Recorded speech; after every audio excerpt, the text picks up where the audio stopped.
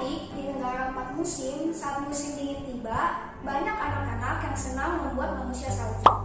Biasanya disebut frosty snowman. Nah, apakah kalian tahu bagaimana frosty snowman dibuat? Mereka menggulingkan bola salju yang besar, lalu menumpuk bola salju itu. Kancing baju untuk hidungnya, batu untuk matanya. Lalu, jadilah frosty. Lalu, anak-anak itu masuk ke dalam rumah dan meminum teh. Tetapi sewaktu mereka kembali keluar untuk bermain dengan Frosty, mereka tidak menemukan Frosty.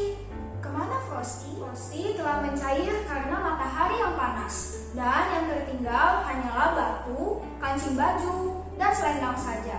Semua anak-anak tidak bisa bermain lagi dengan Frosty. Semua anak-anak kecewa. Tapi adik-adik, Tuhan kita tidak seperti Frosty. Tuhan Yesus selalu ada dan selalu mencintai kamu. Tuhan Yesus tidak terpengaruh oleh cuaca, dingin atau panas. Bahkan ketika kamu senang, ketika kamu sedih, kamu kesal, kamu marah, Tuhan tidak akan pernah berubah. Tuhan akan tetap mencintai kamu dan mengasihi kamu. Pernahkah kamu pura-pura tidak mendengar ketika kamu dipanggil oleh mama atau papa kamu? Semua papa mama akan senang jika kamu segera datang dan menjawab ketika dipanggil. Dan mereka juga akan senang jika kamu menuruti apa yang mereka perintahkan. Dan mereka juga bisa sedih loh ketika kamu mengatakan tidak. Cerita aku hari ini adalah tentang seseorang yang memutuskan berkata tidak kepada Tuhan. Ia adalah Yunus. Ia adalah seorang nabi. Tugas Nabi Yunus adalah memberitahu kepada orang-orang Niniwe agar tidak berbuat dosa lagi.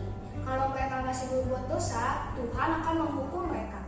Tapi adik-adik, Yunus tidak suka dengan orang-orang Niniwe.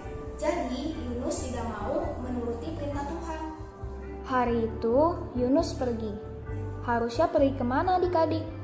Ia ke Niniwe. Tapi, bukannya pergi ke Niniwe, Yunus malah naik kapal ke tempat lain. Yunus berpikir, dia bisa sembunyi dari Tuhan.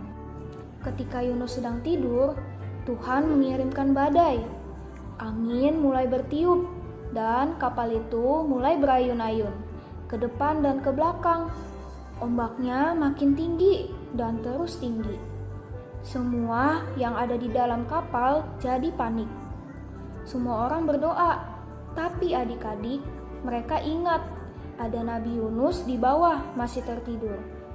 Ketika mereka membangunkan Nabi Yunus, Yunus, bangun, bantulah kami. Yunus sadar bahwa ini adalah perbuatan Tuhan untuk menyadarkan Yunus. Akhirnya, Yunus minta semua orang untuk melemparkan dia ke laut, supaya badainya berhenti. Maka, para pelaut melemparkan Yunus ke laut. Dan biur, Yunus tenggelam ke dasar laut. Ia tenggelam seperti sebuah batu. Tetapi kemudian, seekor ikan yang besar datang. Ikan itu membuka mulutnya lebar-lebar dan menelan Yunus. Yunus ada di perut ikan yang besar dan bau. Di dalam perut ikan sangat gelap dan baunya tidak enak. Dengan segera Yunus sadar bahwa ia tidak menuruti perintah Tuhan. Ia mulai berdoa, terus berdoa, dan akhirnya, dapatkah kamu menebak apa yang terjadi? Tuhan mengirim ikan itu di dekat pantai, lalu ikan besar itu memuntahkan Yunus, tepat di pantai tidak terlalu jauh dari kota Niniwe. Tuhan tidak berubah, dia tetap mencintai orang-orang Niniwe. Tuhan ingin mereka bertobat, dan sekali lagi Tuhan menyuruh Nabi Yunus untuk pergi ke kota Niniwe, untuk menyampaikan pesan Tuhan. Yunus kali ini menuruti perintah Tuhan.